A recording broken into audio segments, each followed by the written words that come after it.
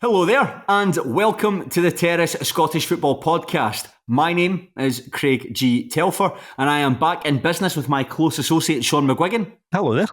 And you know what happens when the Edmundo and Pedrinho of the Terrace get together? That's right. One of us is a brilliant but volatile Brazilian international striker. The other one is a chimpanzee dressed in a full Adidas tracksuit that's been hired to perform at a birthday party. And during the celebrations, one of us will get plied with beer and whiskey for a laugh. And while the animal rights campaigners call for a prosecution, we might just find a little bit of time to talk about some lower league Scottish football. How does that sound? As is class, but they should not have fed the kind of monkey that beer. I suppose if you're in a position where you can just basically get away with anything, who amongst us hasn't thought about feeding alcohol to a chimpanzee dressed in an Adidas tracksuit at a 1-year-old's birthday party? I suppose the issue is, don't allow yourself to be photographed doing that, and don't allow that to go, worldwide. I'd hate to think of some of the stuff that has happened that hasn't been photographed. God, I mean, if the animal rights campaigners were disappointed with Edmundo, wait till you hear about Michael Jackson and Bubbles. Oh my goodness. I mean, it wasn't quite, what's his name, the Barcelona teenager that had a controversial party. Yeah, he had the sort of the little people at his party. They were like, well, please let us go because that's how we earn our corn. I don't know. I don't know how to judge what he did at that party. Yes, I mean, if you were hired to appear at Lamine Yamal's party, do get in touch with myself and Shaughan. We'd love to platform you. We'd love to hear your story. But until then, Shaughan and I, we've got plenty to discuss because you are back from Italy and you're here to talk to me about one game from the Championship, one game from League One and a final fixture from League Two. The format for this podcast is patented. Don't get any ideas about stealing this format and we probably won't have a laugh. But that goes without saying, and it's probably got to the stage where we've really given up trying. But Shaughan, as we mentioned, you couldn't be here last week. It was me and Craig Fowler. You were away on holiday in Italy. How was it?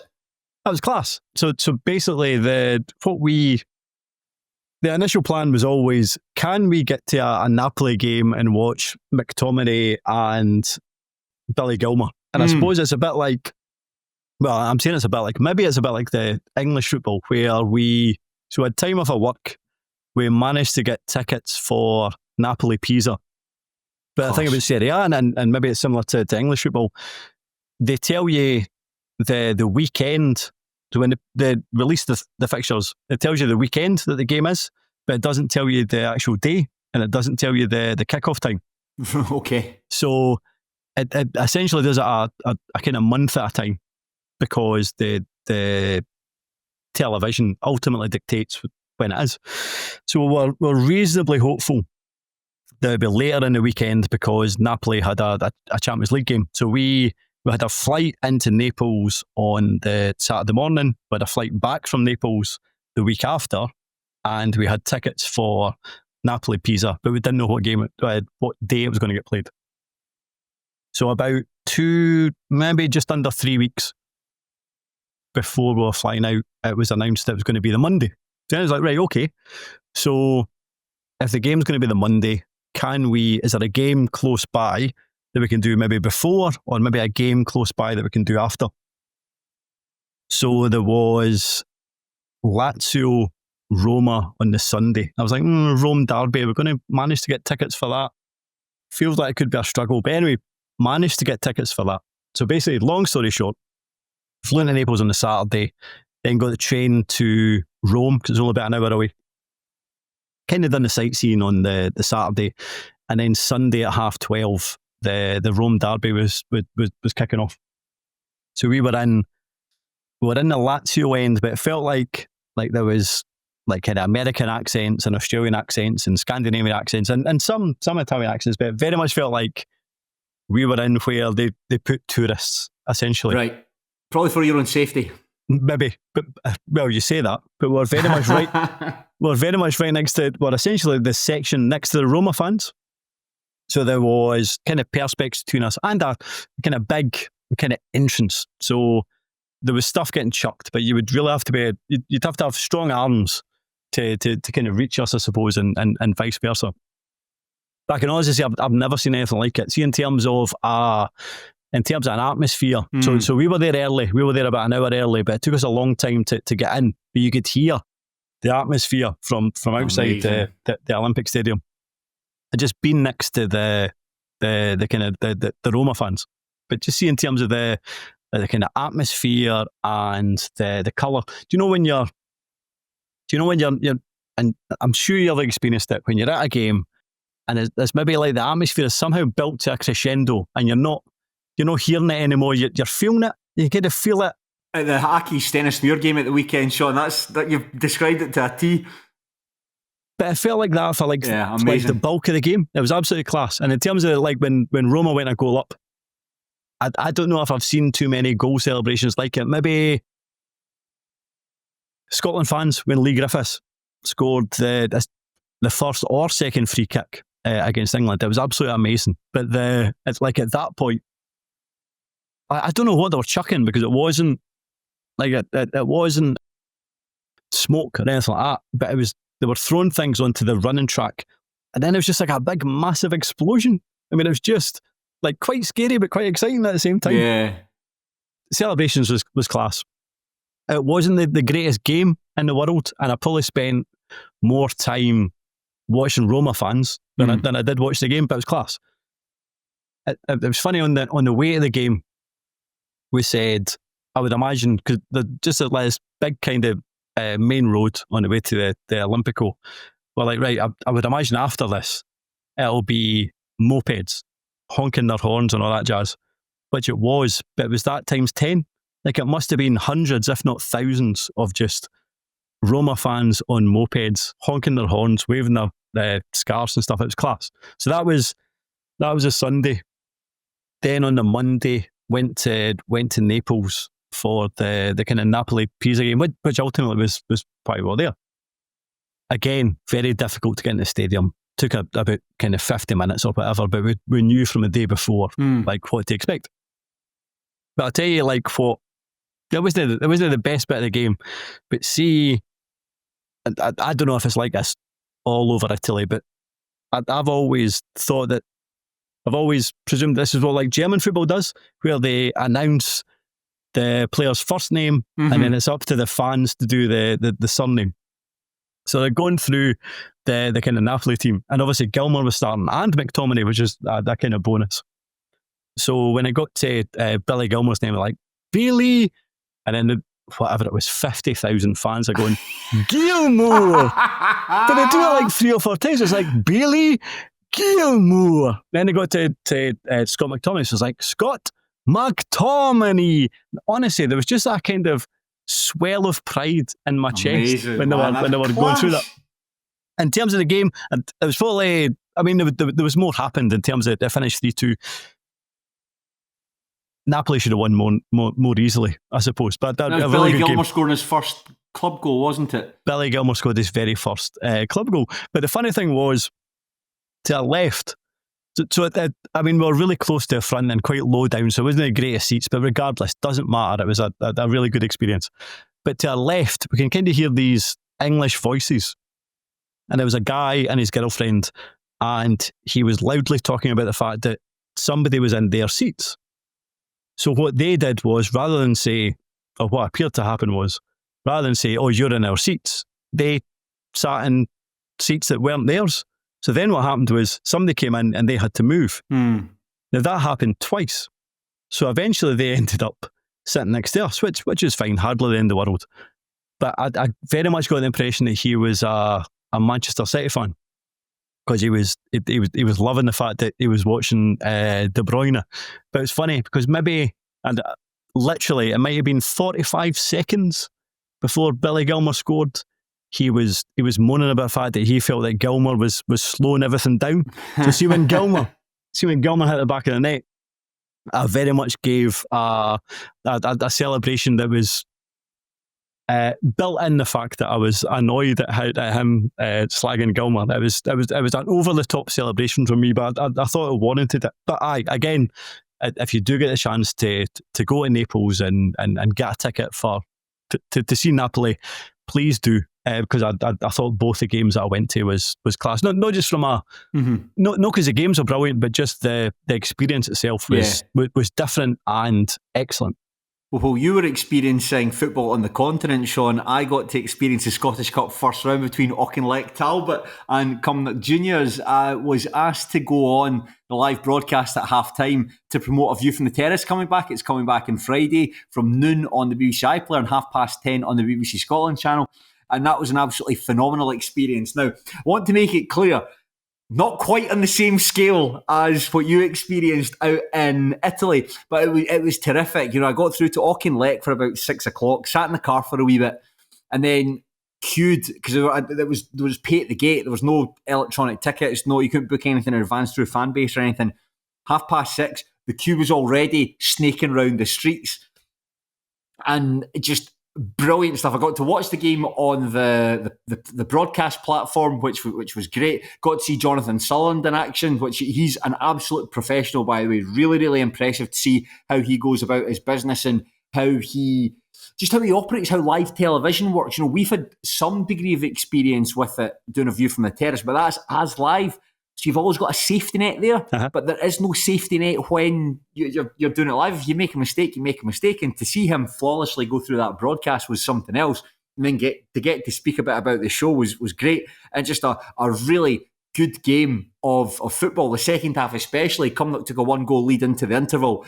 And then Talbot, it was just their job to try and break them down, and eventually they just, if you smash something hard enough, it's going to break, and ultimately that's what happened. They scored a penalty in injury time to win the match, and I was leaving the ground and saw the Cumnock manager Stephen Swift, hands in his pockets, head bowed, making his way towards the change rooms. I thought, I've seen that look before a good few times, but brilliant experience. So just to check, were you kind of quizzed about the show during the halftime interval, is that right? Aye, basically they did. It was John Sutherland and Chris Doolan were doing the analysis, and they were talking about the game. It'd been a so-so game in the first half, and they were talking about Cumnock's goals, a very slick goal.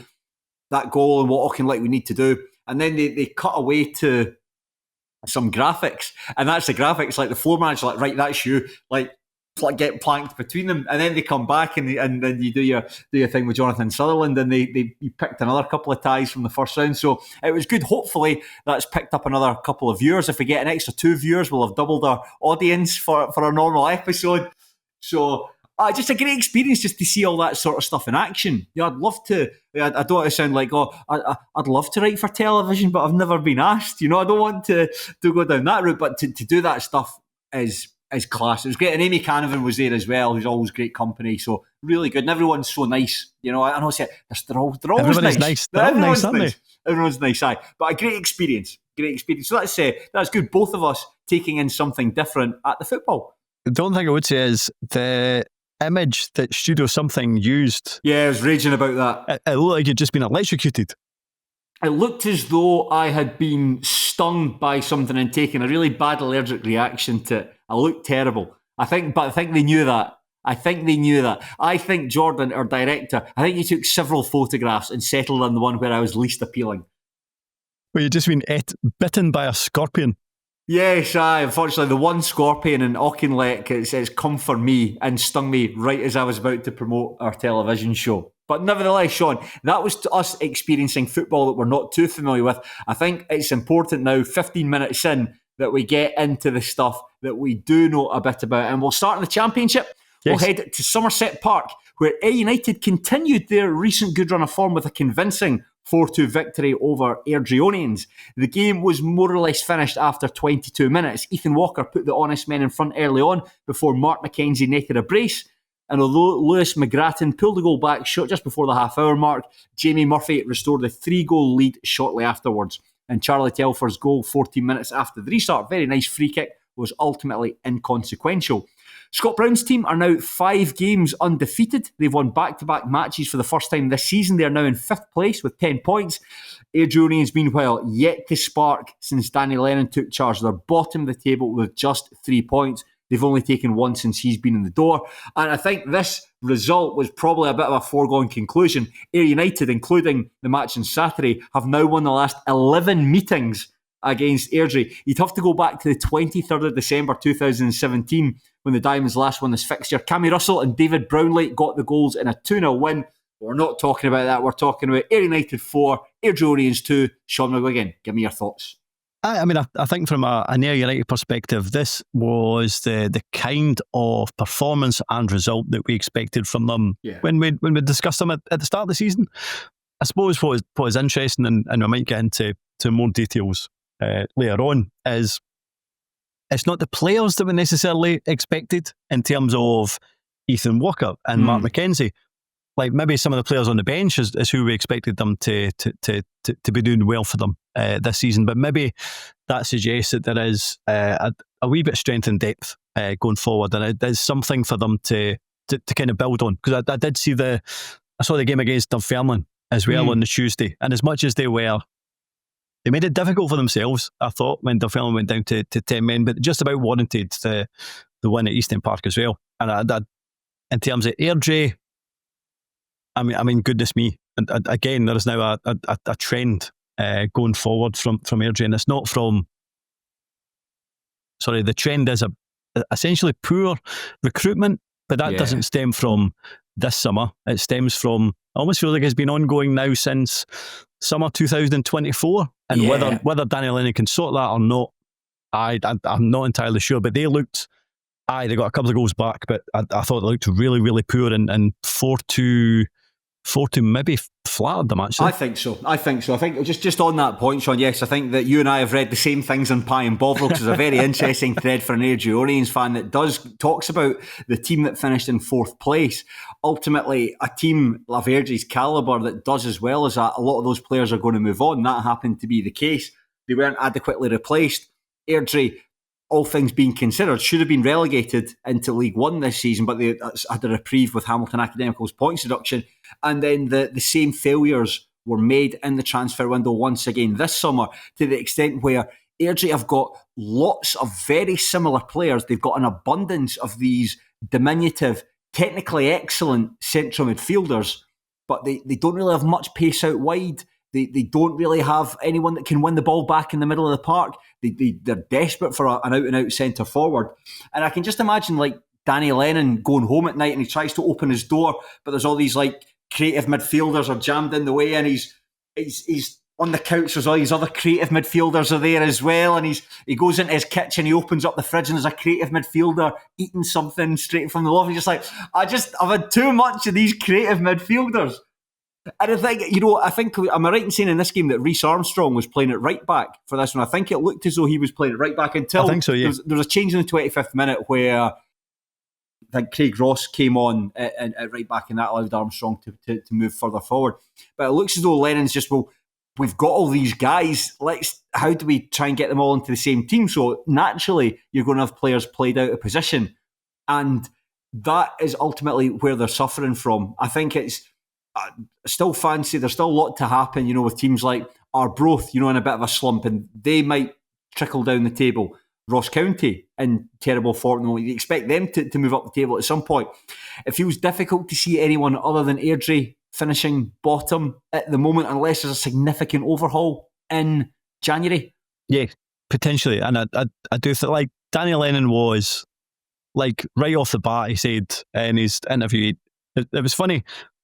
I don't think there was a question asked of him in terms of the post-match summary, but he then just goes into an answer. It felt like he answered about 7 questions in one, because that answer lasted about like 3.5 minutes. But one of a few of the aspects was he took responsibility for how the team set up.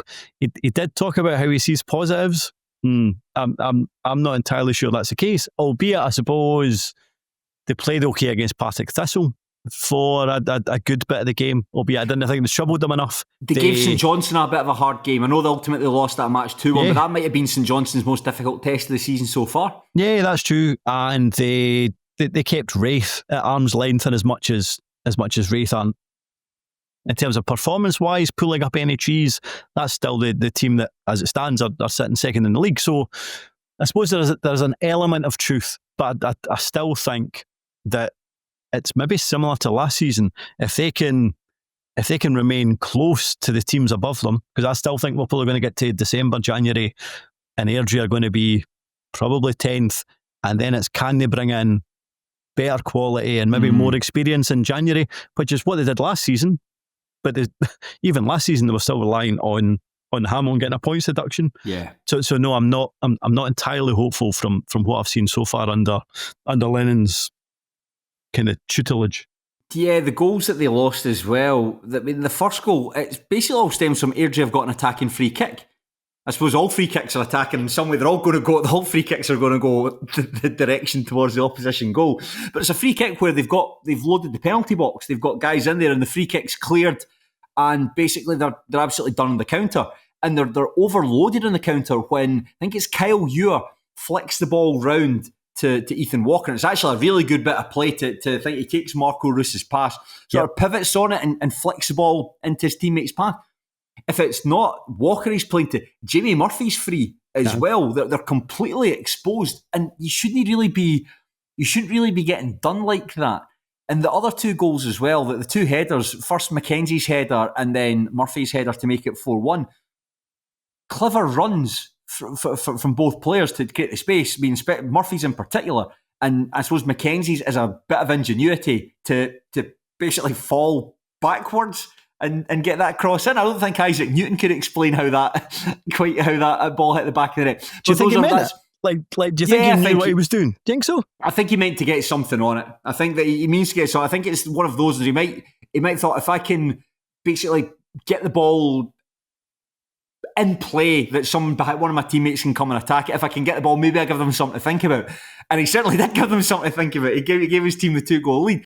But the goals, neither of those goals were particularly well defended. You know, and even the third goal as well, it's an absolutely superb pass for Marco Roos, who looks like he's got a wee bit he's coming into a bit of form as well. This is the kind of, when we saw Marco Roos last year after the League Cup campaign, you thought, this is an absolute superstar they've got in their hands. It didn't quite pan out that way, but he looks as though he's coming into good form. I mean, that pass that he puts through for Mackenzie for the third goal, like Wilson just dives in, doesn't win the ball and takes himself out of the game. And then Mackenzie's got the run and goal and he finishes from a tight angle. So a lot of the goals were, they were well crafted, but preventable at the same time from an Airdrie perspective. And that's the difficulty thing. I think that when you look through that Airdrie team, there's a bit of a lack of experience in a lot of areas, but I think that Aidan Wilson, generally quite a good player. Shaughan McGuigan, as long as he doesn't have the ball, is a decent defender.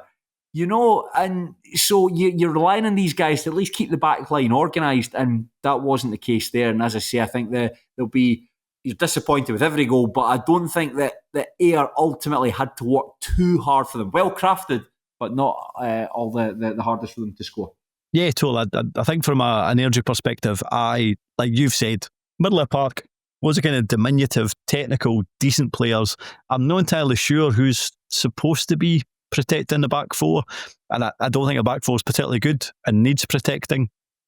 I don't think there's anybody who's good enough in there at this moment in time that can protect them. And then going forward, like, they don't have a goal scorer, they don't have a striker. And I know they've signed strikers as such, but it's very much young guys from kind of lower leagues or academies in England. Whether that works out for them, I have my doubts, but we'll see. In terms of Ayr, I was just going to say, I suppose the positive is that, like, Marco Roos, who, if you go back to maybe this point 12 months ago, we were thinking that Marco Roos could be, my goodness, probably the best player in the championship. That very much hasn't worked out like that. But it was interesting. Scott Brown said, it was weird, they said, we were working on crossing with him yesterday. It's like, it was just weird that, like, they kind of left it to the Friday to kind of work on crossing with him. But regardless, like, the general point from Scott Brown was, Roos is a good player, but can he deliver in the final third? But certainly on this basis, he can. I thought he looked excellent. Yeah, he did. I mean, that pass, like I say, that pass to settle the third goal, although Wilson slid in and gave Mackenzie the running through and goal, it was a very good pass, very confident pass as well. And you saw him running with pace as well. He just looked like he just looked, and he had a hand as well in the first goal as well. It was his pass to Ewer that was ultimately played into to Walker. So that's good. And I think that Ayr are getting into a good place as well, because in terms of being able to fill out the squad, I mean, there's Stuart Bannigan coming off the bench. That's his first appearance in almost 2 months. Anton Dowd's long layoff, but this is his third appearance of the season where he's coming back to fitness. So they have got options going forward. And I mean, they've only lost, I can say they've only lost once this season. And that was against the Rovers, but you scope in the scoring within minutes. So it's a funny one how draws can be, they can go either two ways. You can be like, wow, this team's, like we were talking on the main show, for instance, earlier in the week about Motherwell. Now Motherwell have got that win. They can say it's like an unbeaten stretch to be proud of. Whereas previously, when it's all draws, when you get that first defeat, you can be like, well, that's no wins in like 5 games. Where now you can be like, that's undefeated in 5 games, which is class. It's a funny way to spin it. But now with those 2 wins, a really, really good week for Ayr United. That's them. They can say, I think that's 5 games unbeaten at the moment. So with that in mind, a really good result at Dunfermline, really good result here, really strong scoreline that, as you said earlier, could have been a lot more. It feels like there's a little bit of momentum behind Ayr United. I know we've had a couple of false dawns with them previously, particularly last season, but you might see them begin to get into that conversation with the likes of Raith Rovers and the likes of Partick Thistle and challenging for second place. Yeah, I think so. And I suppose I mentioned the fact that nobody is protecting that back line at Airdrie. The fact that Ben Dempsey has just come back from injury and is protecting the back line at Ayr. I think that makes a massive difference. And as you say, the fact that they have, I think George Oakley came off the bench, Anton Dowds came off the bench, Stuart Bannigan came off the bench. That feels like there's just a wee bit strength and depth there now, and players that were injured, that we knew that they were injured and they didn't have too many minutes in their legs. Now there is a wee bit of depth. I suppose, and it's probably something to discuss at a later date, but the fact that Dom Thomas like they brought in 5 subs, but Dom Thomas remained on the bench. I found that quite interesting. But I suppose regardless, you don't want to dwell on that when it was a good result for Ayr, but it's still a curious thing. Unused substitute in 3 of the last 5 matches. It's just, I found it remarkable. I thought when Ayr United signed Dom Thomas, I thought that's an absolutely supreme piece of business. He was fantastic with Queen's Park, and there wasn't a particularly outstanding Queen's Park team. Outstanding with the Spiders before he got the move to Derry. It felt as though he would be the fulcrum of Ayr United's attack. Somebody who's an experienced attacker, somebody who can make stuff happen out of nothing, bit of a maverick player, and just can't get into the team. And I suppose that after the past week there, he's going to find it even more difficult to get into the team. But when you've got 5 substitutes and you're not bringing him on, I don't know. I'm not like speculating if something's going on behind the scenes, but it just feels like something's not right. It's like buying yourself a Maserati and then you're never allowed to take out the garage. It's like Ferris Bueller's Day Off. It's Scott Brown is Cameron's dad. And Dom Thomas is the Ferrari. And he's stuck in the garage. He needs a maverick schoolboy who wants to teach his best friend that life is for living. That's what needs to happen. Unlikely, but nevertheless. It's up next, Shaughan. Airdrieonians have got a game coming up at home to green up Morton. This is Morton, still yet to win a game this season, but 7 draws from their 8 matches. Let's face it, it's going to be 1-1, isn't it? Like every other Greenock Morton game, 1-1. They were absolutely robbed at the weekend against Morton. That decision to rule out, I think what's the young boy's name? Kerr Robertson's goal. Scandalous. Enjoyed Tony Docherty and the Ross County interviewer saying that they controlled large periods of the game. You are Tony Docherty, not from what I could see. You are at it. And on top of that as well, it took like a jaw-dropping save from Trevor Carson.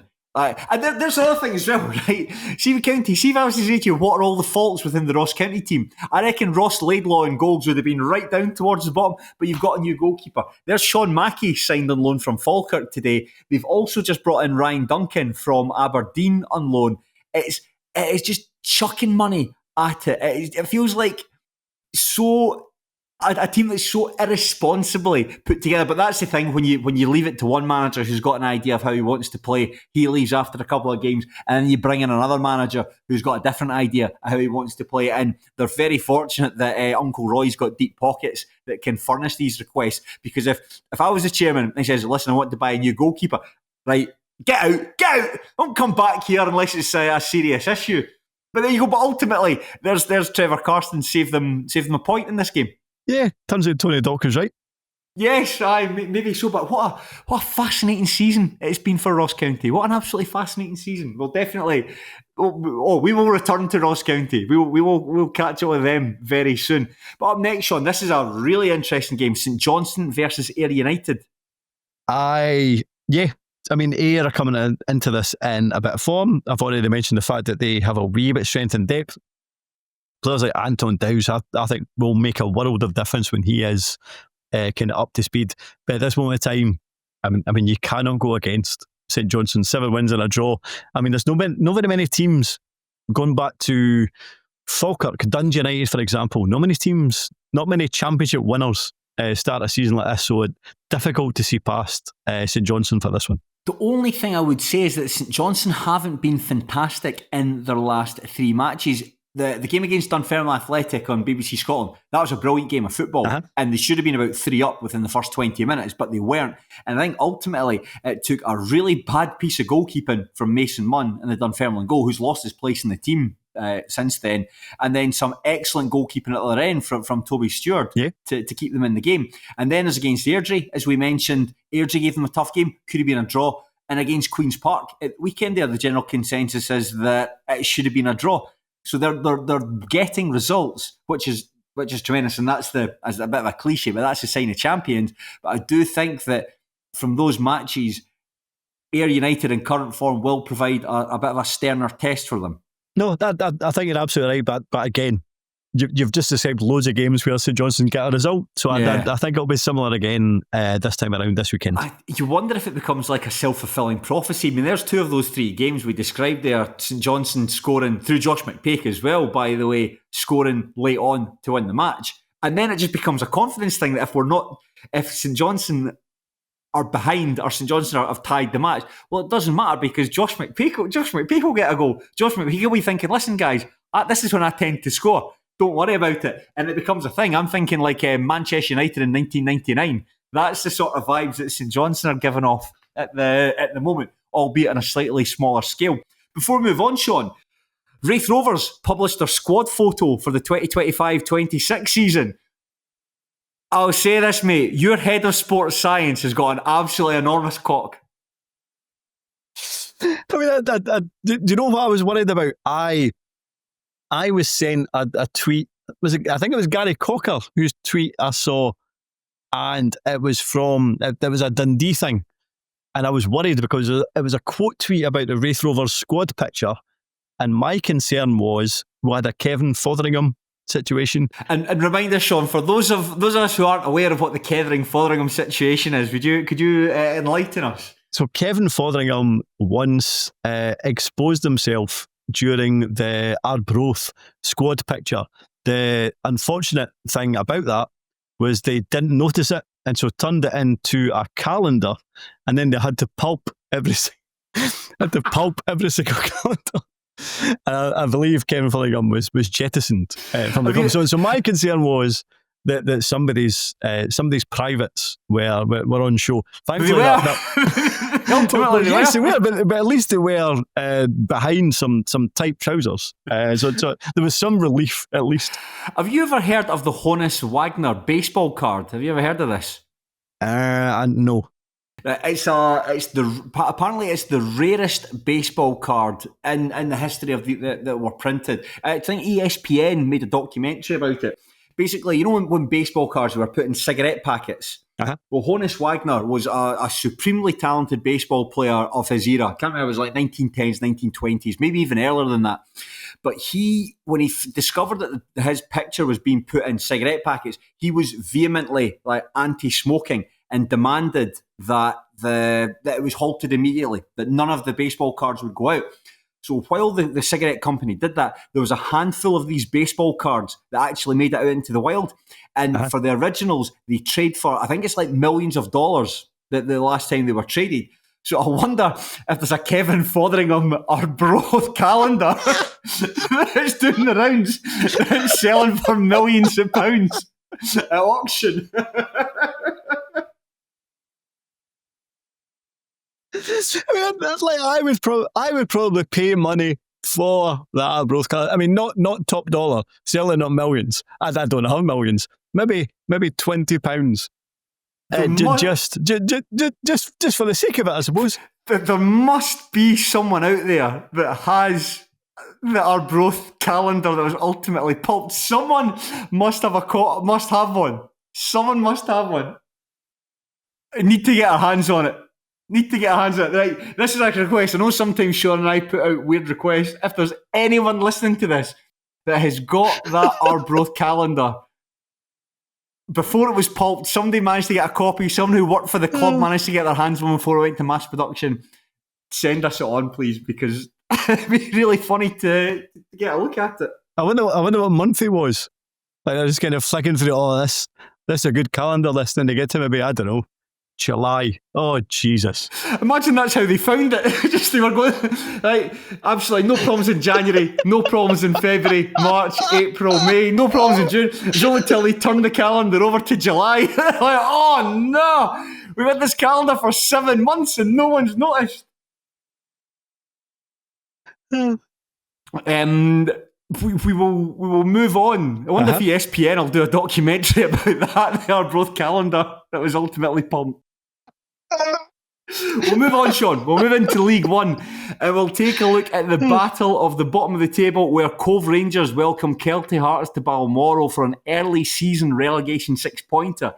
And it's a relegation 6-pointer the Maroon Machine came out on top of by 2-0. It was bookended by an Innes Murray penalty and a slick finish from Joseph Teasdale. And it's allowed Kelty to put a little cushion between themselves and Cove at the bottom. They're in 9th place, but they've doubled their tally to 6 points. Cove, though, real bother. Last place with just 2 points. And it's now 8 points between themselves and Peterhead in 8th place. Shaughan, thoughts on Cove Rangers 0, Kelty Hearts 2? I mean, I don't know if Kelty necessarily deserved to win this one. Certainly by 2-0. Like they got the penalty in whatever it was the first minute, dispatched in the second, then they managed to score in the breakaway. I thought what they did do based on the whatever it was 8 or 9 minute highlights, which I think is encouraging because from what I've seen from them so far is that they weren't able to do this, but they dug in. It felt like they defended quite well. Cove had maybe 4 or 5 chances that felt like half chances rather than good chances. And to be fair, when you've got like somebody like Mitch Megginson, for example, maybe you're going to take that. But no, especially when Tamil Ware went off injured, and ultimately, I think both teams are afflicted by injuries, but I think Kelty more so than Cove. Although maybe it's their star players who are injured and unavailable at this moment in time. But regardless, I thought it was not that Kelty didn't deserve it, but I thought they, in terms of hard work and taking their chances, maybe Kelty just about deserved it. I think so. Though, based on the highlights for this, I think Cove will be really disappointed they didn't at least get a goal here. You know, if they'd equalised with some of the chances they had, they were good chances, I thought. Actually, they were more than half chances. I thought they should have scored with some of them. Just bad finishing and actually quite good goalkeeping from Ryan Adamson at points. They could have gone in with an equaliser and then maybe kicked on and looked to win the game. That didn't happen. So ultimately, it's a tale of mistakes at the top end of the pitch and mistakes at the back end of the pitch. You know, I think it's Justin Ekwebor tripping Rico Dyack to concede that penalty. And then at the very end, I think it's Ryan Parker misses a clearance and Teasdale runs in and finishes. And a really good finish from a guy who's only 17 as well. It just feels like it's luck, was what Paul Hartley spoke about in his post-match interview. And I'd agree with him to an extent.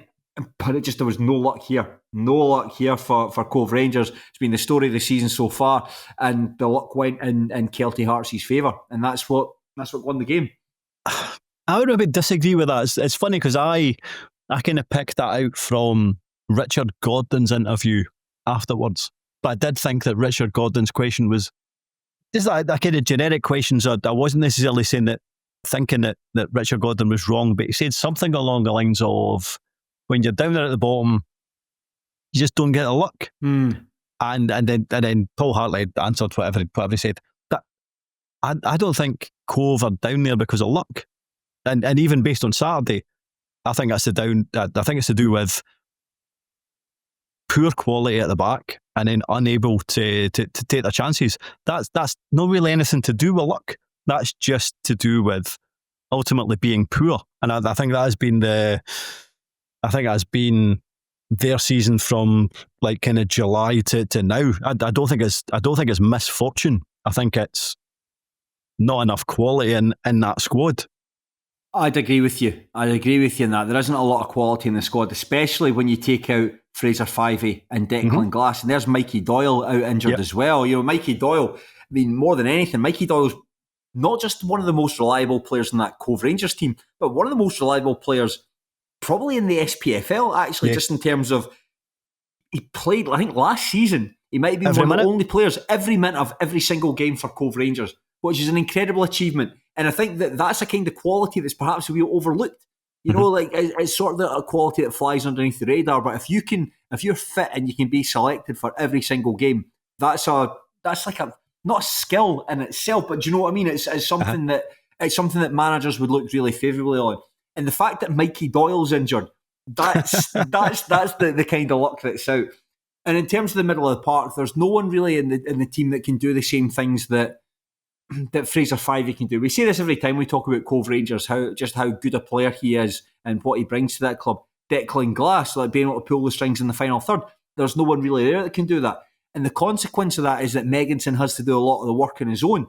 I mean, the game that we covered when they played Hamilton Academical and the BBC Alba late kickoff, he had to play central midfield just because of the lack of numbers. They could only list a one outfield player on the bench, a teenage midfielder. And I know that Adam Emsley's come back to the club. He'd been on loan last season from Aberdeen, moved to Ross County. Ross County have sent him on loan. A couple of promising breaks down the left-hand side, as you'd come to expect from Emsley. Didn't really amount to much. And it just feels like it's kind of similar to what we were talking about earlier with St Johnstone, how them being able to win games becomes like a self-perpetuating... St Johnstone win games because St Johnstone win games, if you know what I mean. I think just Cove Rangers don't win games because Cove Rangers don't win games. And the fact that they're so far off, I mean, 8 games into the season and 8 points off out of the relegation places, that's just really, really poor. Really poor. And it's a lack of resource, a lack of funds. I do have a degree of sympathy for Paul Hartley, because, I mean, he would want better quality players in there to help augment this team. That hasn't been a case for him. But I also wonder at what point do the people running the club thinking, right, we're up against it here, but maybe a different voice might be able to get something different from this group of players. I don't know. Yeah, I mean, I understand that. I was also wondering about when do you maybe cut the cord with something like Fraser Fivey, for example, because as much as he is, I think, is Cove Rangers' best player, but he's probably missed as many games as he's played. Now, I don't know what his contract situation is. He's barely played this season, if he has at all. Maybe you need to move him on, because if you do that, then that might allow you to bring in 2 or 3 decent players on the same wages. I don't know. Like Cove are a weird club in terms of they're far north, they're full-time. Can you attract players far north when you are presumably one of the lower paid full-time clubs? I'm not sure. It feels like there's a lot of red flags about Cove at this moment in time, and nothing is really working.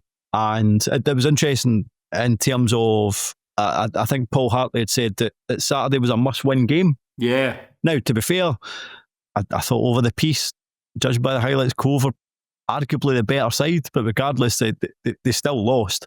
I still don't think he's in trouble. I don't know what you think, but I don't think he's in bother right now anyway.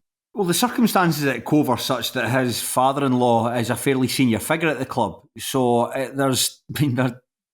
you're not going to, especially as we come up to Christmas, the father-in-law's not going to sack his son-in-law. So that's always a difficult thing. It's a real conflict of interest there, and it probably shouldn't have happened. Let's be honest, because it's fine. I mean, no one really says anything when the going's good, but the going isn't good. So there might be a difficult conversation that has to happen. So I don't feel as though they are adrift, and I do have that degree of sympathy for him. for other managers that are struggling.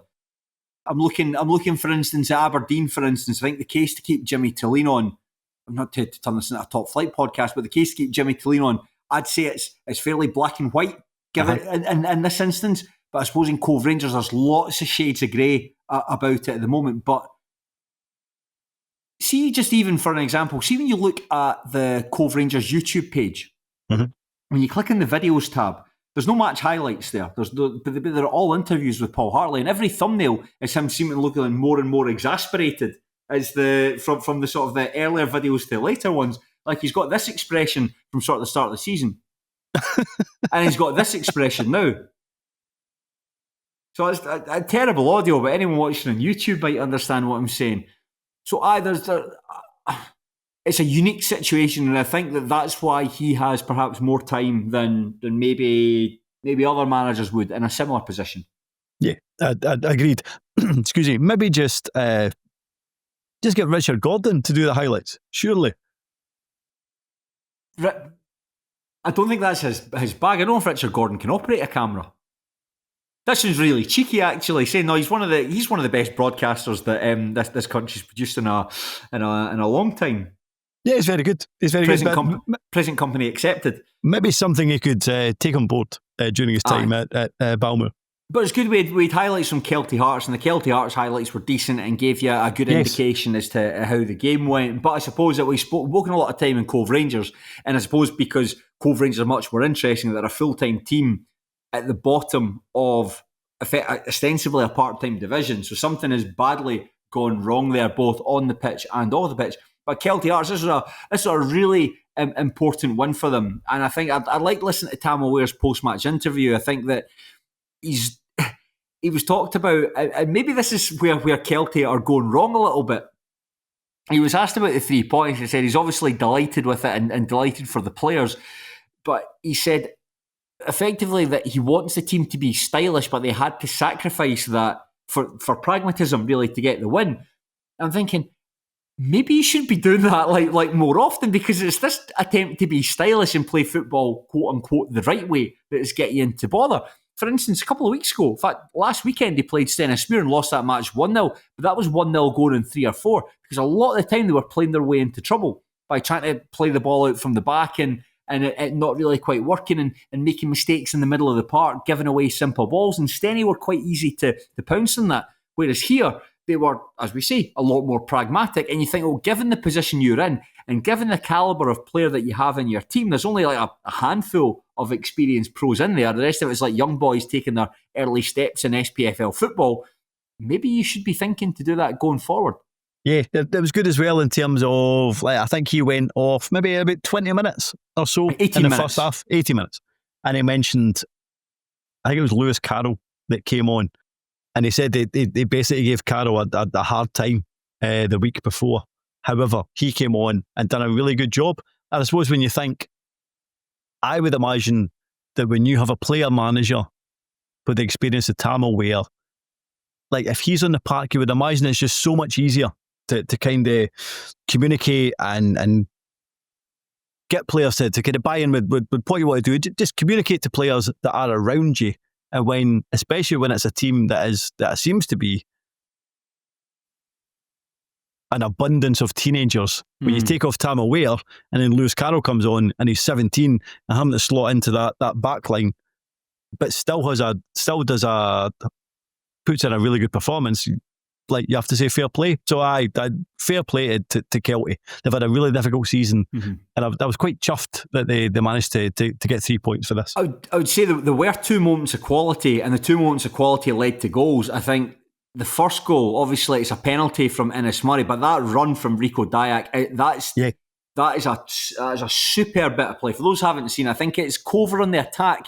The ball breaks down and Dyack effectively runs from fairly deep inside his own half, a really good run, and it's just Naguibor, as we said, that steps over him, concedes the penalty. That is really, really powerful centre forward play. And I know it's early doors, but in terms of being able to take the strain off your team and get the team up the park, I think that's probably one of the best examples we're likely to see of it all season. Really, really strong run from a player. And I think that Dyack, maybe his development suffered at Partick Thistle a little bit, because when he was at the club, Brian Graham was at the club, and the way that Thistle played, it was all about they had one centre forward, and it was always going to be Brian Graham, and anyone else coming in to augment it, especially a young player, would find their game time severely limited. Loan spell at Airdrieonians last season, I think only a handful of games we looked really good in. I saw him against Queen's Park when they beat them 5-0. He was sensational that evening, but I think that might be the exception. And then gets a move to Kelty Hearts on loan under what's got a difficult season for the club. But this was probably the best thing he's done since moving for the club. Yeah, totally. I suppose like Partick Thistle, like there's probably like a number of championship teams. Raith are probably one where you have a small squad and you have maybe teenagers on your books that you want to loan out, but you can't really loan out because you've got such a small squad. Mm-hmm. And Diak might have been a kind of victim of that. So good to see him going out and seems to be certainly based on the highlights thriving based on that run and general performance. Yeah, and the winner as well. It's a sort of the Cove pressing, trying to find that equaliser. The ball's played out from the back. I think it's the boy Parker who has a bit of a fresh air shot at it, and it allows Liam Parker has a fresh air swipe at it to clear it, and allows Joseph Teasdale to run onto it and finish. And this is a really, really well taken goal. It's quite hard to see what happens. I'm not sure if Robbie Much gets something on it. I think he might do because the ball seems to take a wee bit to go into it, but nonetheless, it's a confident finish and it's powerfully enough struck that if the goalkeeper did get something on it, he wasn't strong enough to stick out. But great way to wrap up the game, and great seeing the Kelty bench celebrating like that. It was really, really nice to see. Yeah, I also enjoyed, it felt like there were Cove and Kelty fans next to the camera in the main stand, so there was a wee bit of kind of back and forth, but I quite like that as well.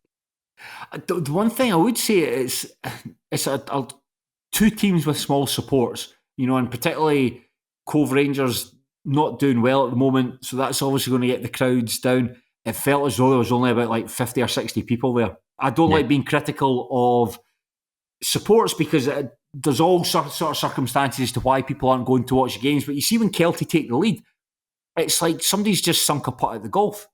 It's just very sort of polite applause. And I think that when they get the goal that ultimately wins the game, certainly puts the tin lid in it, when Teasdale scores, most of the noise is coming from the bench, with Tam Ware turning around and sort of doing a big fist bump towards the camera. But it feels like that, like at New Central Park. Certainly, I wasn't there earlier in the season, but last season, I remember when they came into the SPFL, they had quite a thriving support. But that's fallen away. A lot of the younger boys that were going to the game, I don't know what's happened there. They're no longer going. And I know that going to Cove, it's a long way to go and all that, but two very small supported sides here, and not great to see. No, I know what you mean, and you're right. So there used to be when if you're watching Kelty highlights, there would be like young guys kind of waving flags in the kind of main stand, but you're right, they're gone. Up next, East Fife versus Cove Rangers at Bayview. I've been really impressed by East Fife. I appreciate they got squashed by Inverness at the weekend, but I will go for an East Fife one. Yeah, I don't think there's any shame getting squashed by this Inverness Caledonian Thistle side. They've gone top of the table. Very difficult to imagine anyone usurping them in that position at any point over the course of the season. Just a very, very good side, and good luck to them. So I fancy East Fife to beat Cove Rangers as well. Here's an interesting one, and this could have big ramifications for going on at the bottom of the table. Kelty Hearts versus Peterhead at New Central Park. I've been quite impressed by Peterhead. However, I'll go for a draw for this one, I think. I'd fancy Peterhead to win this year. I fancy Peterhead to get 3 points, and I think it might be early doors. It looks like a wee battle at the bottom of the table between Kelty and Cove, but interesting to see how that plays out over the course of the season. Shaughan, before we move on, there were some photographs from Montrose's 2-1 win over Queen of the South, where director Ross Thompson was pictured wearing something approximating a Viking helmet. Can you help me out? I don't know what was happening. Was it Up Helia? Was it something to do with that? I don't know. I've no idea, but when I watched the highlights for this game, obviously a very good result for Montrose. You just see some people with fancy headdress sort of in line with the camera when the match was going on, and then you see the photographs after the match of one of the directors wearing the headdress as well. There was I don't know his name, but do you know the guy that normally does the interviews on Montrose with the glasses? Ross Thompson. So Ross Thompson he was in a headdress and he was interviewing. Did I have a new player called Gus? There was somebody on loan. They could do. I think they brought in somebody on loan, so he was giving him his first ever interview, but he was wearing some kind of weird, I don't know, uphill headdress, and the new loan player who looked about 17 or 18. Bear in mind that was probably when he was first ever interviews. He looked really, really nervous about it. It's an astonishing watch. I would thoroughly recommend it. Very, very funny. Just on that, I'm just noticing that Montrose have won 6 of their last 7 matches. Another one was a draw, so that's 7 games unbeaten. That's pretty good going, considering I think the last time we spoke about them was when they lost, I think it was 2-0 at home to Inverness Caledonian Thistle, and they took a bit of a bleaching then, but since then, really good form. Yeah, I'm pleased to see, I remember maybe the last time we talked about Montrose, we talked about Lewis Gibson was potentially going there on loan. I think he's had either a goal or an assist for every game he's played, so he seems to have made a difference, but I think Montrose are sitting about 5th, so a team that I thought might have struggled this season, certainly based on their start to the season, are now just outside the playoffs. Yeah, good to see. Long may it continue, Montrose. Fair play to you. Now, for our third and final fixture, we will slide into League 2 and we'll head to Gallowbank, where Annan Athletic took on East Kilbride, and it was Willie Gibson's side that triumphed 3-1. Xander Craik opened the scoring early doors with his first goal for the club, and it was followed up 9 minutes later by Paul Smith. Jamie Hamilton pulled one back in the half-hour mark, but Kilby couldn't really get into the game thereafter. Jordan McGregor was sent off in stoppage time for the visitors, and Tam Muir made sure of the points right at the death. This was Annan's first win since the opening day of the season, a much-needed 3 points. It's taken them into 7th place with 8. But East Kilbride find themselves in a bit of a slump. No wins in 3 league matches, no wins in 5 in all competitions. They're still in 2nd with 14 points. And now the Spartans have got a wee bit of a cushion at the top of the table following their win over Elgin City. Shaughan McGuigan, give me some shoot thoughts on Annan Athletic 3, East Kilbride 1. I honestly could not believe what I was seeing. So I watched this game.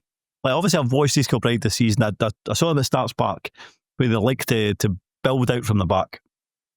And Raith closed them down and missed umpteen chances. But fair play, East Kilbride. I wouldn't say they didn't deserve to win. Like, they took their chances. But that's now, like, I watched this game at the weekend where Annan pressed them, and all of their issues were ultimately self-inflicted. Yeah. And then after I watched the Annan game, and then watched the Steny game from midweek, and it was the exact same. So I don't know if I've ever seen a team shoot themselves in the foot as much as this East Kilbride side as they are doing at this moment in time. It feels like you're not just shooting yourself in the foot, but then a couple of days later you're reloading the pistol and shooting yourself in the other foot. It's remarkable. So the game against Stennismuir, the Challenge Cup tie, I couldn't make this match because I was actually recording a podcast with Fowler, but from speaking to my friends who were at the match, Stennismuir didn't create all that much. Stennismuir actually didn't create very, very, very much at all, but they had about 6 or 7 excellent chances to score, and all the chances came from East Kilbride trying to play the ball out from the back. Uh-huh. It's a kind of football. We said it in the preview podcast, Shaughan. It's high risk, high reward. And the rewards are, if you can play that football with that precision and with that pace, you can cut teams open and you can get yourself up the park very quickly, and you've got players of a very high calibre that can score goals. The high risk, however, is when it goes wrong, it can go very, very wrong. And we saw that against Stennismuir, where all 3 goals came from mistakes from the back. In this game against Annan, 2 of the 3 goals came from them trying to play out from the back and failing to do so. I mean, 3 minutes into that match, if you haven't learned anything from the game against Stennismuir, you need to be sensible and concentrate when the ball's coming out from the back. And Freddie Owens just and who's the young goalkeeper they've got on loan from Hibernian, doesn't do it. He tries to play the ball. I think he tries to play it out to João Balde. Misses. Gibson is straight onto it. Gibson tries to shoot, actually, but Balde manages to block the shot, but inadvertently takes all the pace out of the ball, and it goes very, very nicely into the path of Xander Craik to finish. Runs off Reece Breen. Great finish from just inside the box. But the goals basically come from, you have given the ball straight to a player of Willie Gibson's quality, and there's a bit of luck and a bit of misfortune at the same time that his shot is blocked, but it just bounces right into the front of Craik.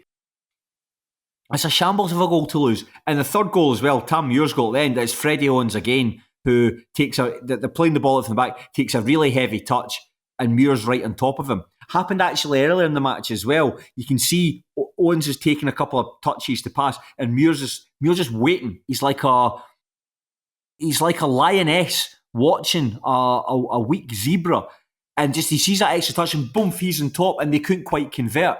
But there's it's the issue there is Mick Kennedy, very principled manager, won't change the way they want to play, but they're going to need to be a lot more careful with how they're going out from the back, because there's 2 games where you've lost 6 goals and 5 of the goals have come from you trying to play the ball out from the back.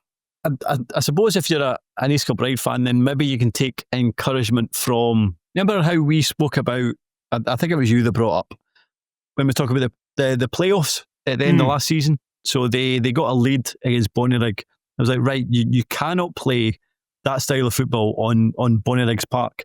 And it felt like they did kind of dig in and they played a kind of different style of football, and they were a wee bit more pragmatic. So I do think that Kennedy has that within him. And surely, because you're right, it feels like every goal they concede, it is their own fault. And ultimately kind of Mick Kennedy's fault. So surely he's going away on a Saturday night or a Sunday saying, I need to change something here. I'd say though, I wouldn't use that Bonnyrigg game as an example, because that's a very specific circumstance here where you're coming into a game where you've got a 3-1 lead. You're going to a terrible park that is not conducive to playing football on, and so you just have to turn the game into a shit fest. There's no other way to do it, despite the fact that East Kilbride have got have better players than Bonnyrigg do. It's not conducive to playing football. Turn it into a shit fest. You've got that 2-goal lead from the first leg.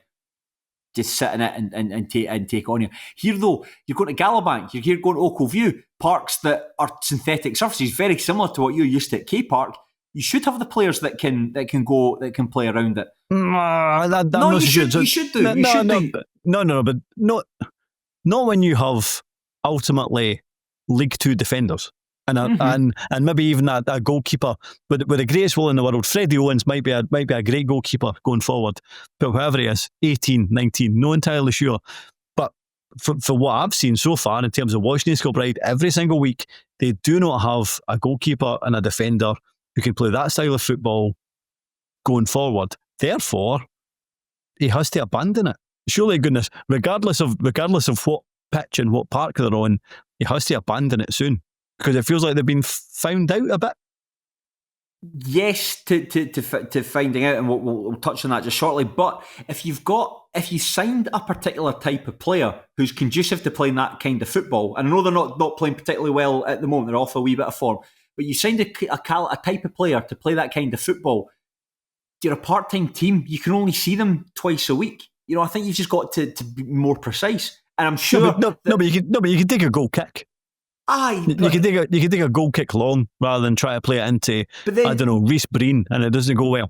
But do they have the players up front that can make the ball stick up front? Is Cammy Elliott a kind of back-to-goal striker? Is John Robertson a kind of back-to-goal striker? Well, I actually think that they probably have enough good forward players that if they can get the ball forward quick, then suddenly the team that's defending is in a wee bit of bother, because suddenly they've got like John Robertson might be in possession, for example. So I think if they do go long, they'll probably be fine. I mean, Mick Kennedy knows better than me, but certainly based on Saturday, that's not working. But that's the issue there, Shaughan. I think that for all the time that East Kilbride will pass up goals, and they did it all through the League Cup campaign. We said that in the big preview podcast. It's like high risk, high reward football. They've got the forward players that have been able to bail them out. and they haven't been. That's not been the case. Against Dumbarton, for instance, in that 1-1 draw, in that first half, they created tons of chances, just didn't put them away. Against Stennismuir, and I know that it's the KDM Evolution Trophy. It's a funny one because it's a competition. It can matter if you want it to matter. If you want to make a point, and there's games that are taking place within the KDM Evolution Trophy, you want to matter. You can bring them into the discussion. I don't think East Kilbride will be all that fussed about the games against Stenny, the game against Hamilton, where they didn't win. Let's be honest. It's about the league. The league's the most important thing. It's those strikers are not in form at the moment. Like Robertson, you know what he wants to do now. Play on the right-hand side, coming onto his left foot and shoot from there. Jack Haley on the other side will want to come onto his left foot and shoot from there. And if you can stop that, then the team aren't really scoring goals. And that's the problem there, is that they're not playing well up front. I mean, that goal that they got from the weekend there against Annan, Willie Gibson going in as goalkeeper again means Zach Balfour's been taken out of the team after the Clyde game. Gio Clark's been given a shot. Clark comes for a cross and drops it, and the ball's put back into from the edge of from the byline. It's put back in, and Jamie Hamilton smashes it into the net. So, but that's a bit of a goalie error that you're capitalising on. It's not really like a well crafted thing. So it's something that they'll need to. It's something they will need to work on. I think that they need to. Plan A needs to be better. And then they need to think about a wee bit different. I know what you're thinking. I know it's easy to say that though, Shaughan. It's easy to say that, like to be like, oh, you need to do something different. I just don't think you can. I don't think you really can when you've got these players who are good football players. That's the thing, that they're fundamentally all good football players that they've got. So my opinion is he has a good squad. He has a good League Two squad, but ultimately they are League Two players, and there is a reason that generally speaking, League Two teams don't play out for the back, and especially when they are kind of condensed and pressed really, really well, which I thought Annan done particularly well on Saturday, and that if East Kilbride want to play like that going forward, then Annan gave a template for every single opponent from here on in. Well, that's the thing. Gibson in his post-match interview said that he'd watched the Stennismuir game. And he said that's the template. Just as soon as the goalkeeper's got the ball, get on top of him. Edinburgh did it. Spartans did it, and that's the thing. You're going to get pressed. Teams will want to get on top of you, and it's these teams are a lot more savvy, a lot fitter, a lot more like agile than the teams that they might have faced in the Lowland League. Yeah. So it is that this is the challenge. I was looking at the stats.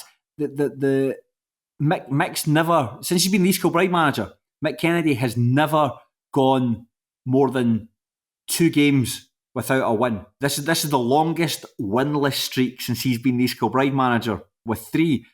And that counts that you're playing in a higher division and so on. And I know that you can be like, oh, they're just promoted. East Kilbride don't really fall under that. Oh, you're a newly promoted side. This is a good team who are capable of winning the title. I think we acknowledge that. It's just this is where it's really interesting. I think this is, and certainly in the stuff we've been covering, how they get out of this tailspin is going to be really interesting, because up next they've got Clyde. Clyde are going absolutely great guns at the moment. The performance against Stirling Albion at the weekend was fantastic. They were really shine's taken off it a wee bit by the fact that Russell McLean scored 2 goals right at the very end. But certainly prior to the 88th minute, Clyde were fantastic. And they are super aggressive, super organised, fast, skillful. There seems to be a real chemistry going on there, particularly between the likes of Marley Redfern and Kyle Connell. At one point, where this is in the last chance saloon, he's playing really well at the moment. So I think that if East Kilbride were looking to get back on track, I thought Annan would be a great team to get back on track on against, But I do think that that Clyde are perhaps the worst team they could be facing at the moment.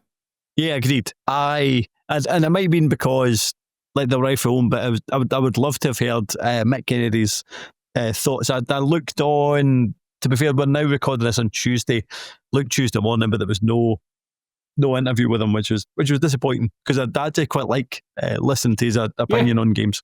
Yeah, so do I as well. So do I as well. And then there was compelled at the end. We've spoken about the goals. There was George McGregor's red card, which is just petulance, man. Just a really, really bad red card to give. He goes into a tackle with Tam Muir. I think Tam Muir might leave a little bit on him, and he gets up and just shoves him in the neck.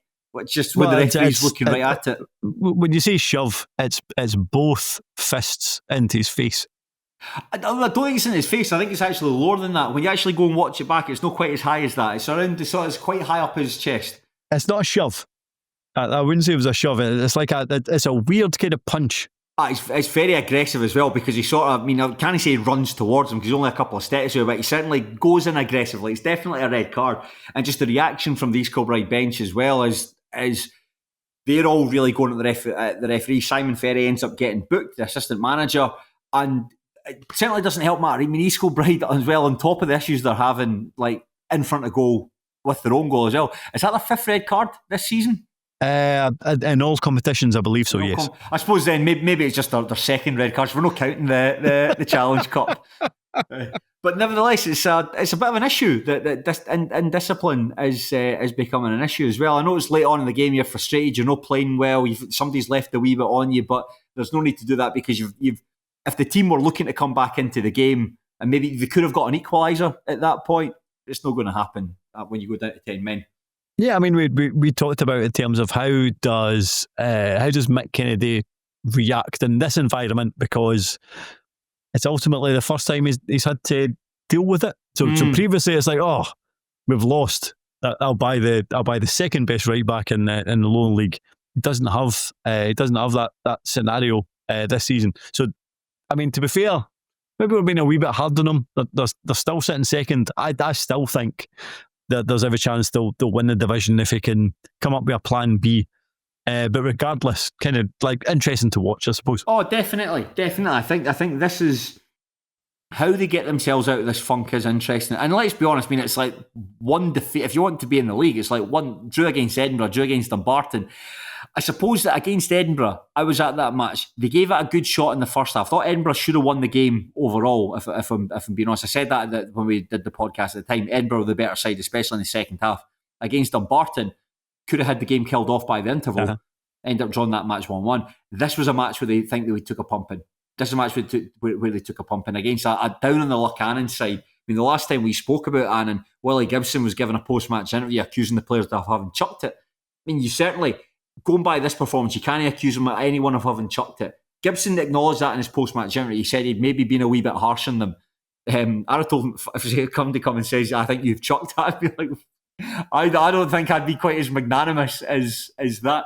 But I don't think you see that performance. That's not a team that's chucked it. You saw that there from just the hard running and the pressing and the aggression. It'd be easy to say to them, we know how to beat East Kilbride. You've got to be aggressive, you've got to be fast, and you've really got to stick to the task. And that takes a lot of work. There's a lot of running off the ball to be able to get the better East Kilbride. But if you stick to the task, you can do it.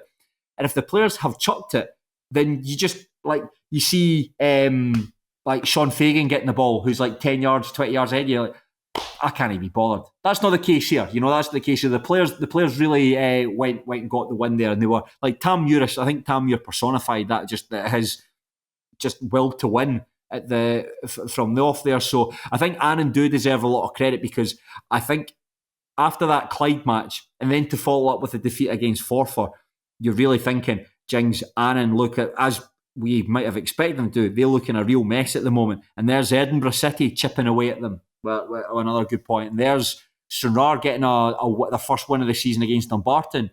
But then to follow up with this, that's pretty good going.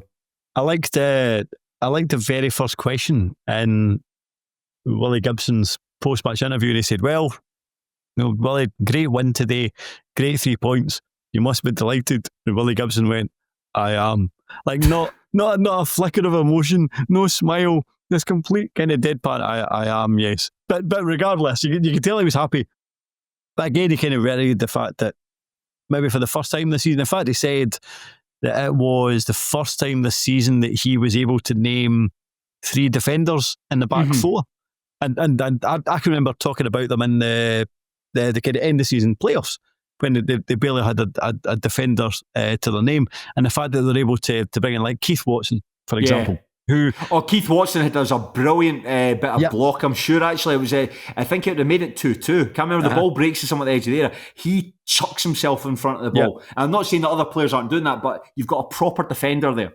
And that's the first thing, as you said, that the back three were all actual defenders. And that allows Gibson to play in a different position. Like, I think he was playing central midfield or wide on the right. And, he was. We're having Gibson there. We talk about how good a player Willie Gibson is all the time. And that just gives Annan so many more options. Yeah, class. Fair play to them. We were a wee bit worried about them maybe finishing in the bottom couple of places in League Two, but maybe that won't be the case. As we mentioned there, Clyde are playing East Kilbride next. How do you see that one going? I've been hugely impressed by Clyde over the last kind of 3 or 4 weeks, so I am going to go for a Clyde win. And then we've got Annan Athletic versus Stranraer. Stranraer have had a good win at the weekend, but I'm going to go for an Annan win. Okay. I'll back Stranraer for this one. I think Willie Gibson will be brought right back down to earth when the Blues stick 3 past them. Now, I think that will do us for the time being, Shaughan. Yeah, I think so. Shaughan, we are going to record a podcast for the Terrace Patreon where we rank all 10 championship managers on a scale based on how things are going for the season so far. So make sure you subscribe to that, patreon.com/Terrace podcast. Thank you for listening. And if you are going to a game this weekend, enjoy your football. But unlike the women in the Annan Athletic crowd who shouted, "Get off of him," when Sean Fagan was lightly holding on to Aidan Smith, please do so respectfully. Thank you.